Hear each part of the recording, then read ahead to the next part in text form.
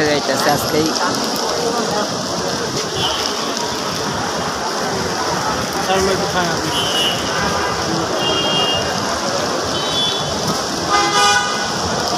কে কইছে খারাপ? কালার তো খারাপ, আনবো কম দামি, তা খারাপ না ভাই। ভাই বাংলাদেশ নাকি?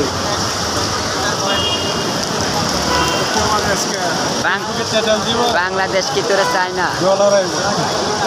$17, $13 আইসি গেছে মাসে। এই $13 কোন নুগাইছে খুঁজে পাইতেছে না।